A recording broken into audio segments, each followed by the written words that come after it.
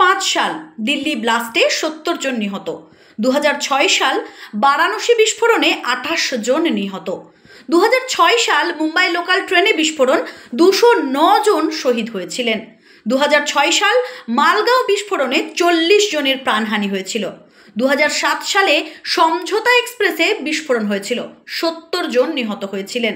2008 সালে জয়পুরে ধারাবাহিক বিস্ফোরণ হয়েছিল, 71 জন নিহত হয়েছিলেন। 2008 সালে আহমেদাবাদে 56 জন নিহত হয়েছিলেন। 2008 সালে দিল্লিতে 36 জন নিহত হয়েছিলেন। 2008 সালে মুম্বাইয়ের 26/11 ভয়াবহ হামলায় 171 জন শহীদ হয়েছিলেন। 2010 সালে পুনেতে 17 জন নিহত হয়েছিলেন।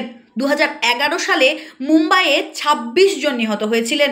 2011 সালে দিল্লি হাইকোর্টের সামনে 15 জন নিহত হয়েছিলেন। 2013 সালে হায়দ্রাবাদে 18 জন নিহত হয়েছিলেন। এই একের পর এক হামলার পরেও ভারতবর্ষ চুপ করেছিল। তখনকার সরকার পাকিস্তানকে জবাব দিতে ব্যর্থ হয়েছিল কেন?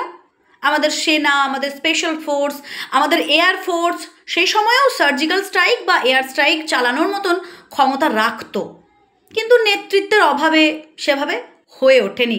তারপর এলো 2014 সাল, নেতৃত্ব বদলালো। উরি হামলার পরে সার্জিক্যাল স্ট্রাইক আমরা দেখেছি, পুলওয়ামা অ্যাটাকের পর এয়ার স্ট্রাইক তাও আমরা দেখেছি, আমাদের কাশ্মীর পেহেলগাঁও হামলার পর সিন্দুর অপারেশন। তো পাকিস্তানের মতন একটা সন্ত্রাসবাদের দেশকে একাই দেখে নিচ্ছে আমাদের দুই নারী শক্তি। নাম দুটো শুনে নিন, নাম দুটো হচ্ছে ভূমিকা সিং এবং সোফিয়া কুরেশি। ওনারা দুজনেই নেতৃত্ব দিচ্ছেন এই অপারেশন সিন্দুরে। যেভাবে আমাদের পেহেলগাঁও কাশ্মীরে ঘটে যাওয়া মর্মান্তিক দৃশ্য, যেখানে বেছে বেছে সিঁদুর মুছে দেওয়া হয়েছিল এবং এই এক চুটকি সিঁদুরের কিমত ঠিক কতটা সেটা দেখিয়ে দিয়েছে আমাদের ভারতবর্ষ। এই নারী শক্তিকে অভিনন্দন জানান, এই নারী শক্তিকে শুভেচ্ছা জানান এবং ভারতবর্ষের জন্য গর্ব অনুভব করুন।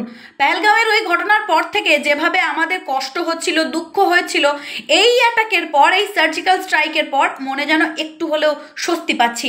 আমি জানি যাদেরকে হারিয়েছি তাদেরকে আর হয়তো ফিরে পাবো না, কিন্তু তবুও রক্তের বদল কিভাবে সিঁদুর দিয়ে নিতে হয় সেটাই হয়তো আমরা দেখতে পেলাম। তো আপনি যদি একজন ভারতীয় হয়ে থাকেন তবে অবশ্যই ভিডিওটিকে শেয়ার করে প্রতিটি ভারতীয় টাইমলাইনে পৌঁছে দেবেন, কেননা অবশ্যই আমাদের ভারত যা করে দেখিয়েছে প্রত্যেকটি স্তরের মানুষের মনে একটা খুশির জোয়ার এনে দিয়েছে।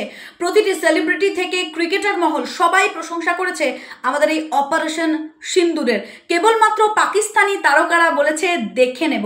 তো চলো তোমরা দেখেই নাও, তোমরা শুরু করেছিলে, শেষ তো আমাদের ভারতবর্ষকে করতেই হতো। জয় হিন্দ, জয় ভারত, বন্দে মাতরম। তো ভারতীয় যারা যারা আমার ভিডিও দেখছেন এবং এই অপারেশন সিন্দুর নিয়ে যারা অত্যন্ত খুশি হয়েছে তারা অবশ্যই কমেন্ট বক্সে মন্তব্য করতে ভুলবেন না। দেখা হচ্ছে নতুন কোনো দিন, নতুন কোনো ভিডিও নিয়ে। ততক্ষণের জন্য সকলে ভালো থাকবেন, সুস্থ থাকবেন। জয় শ্রীকৃষ্ণ, রাধে রাধে।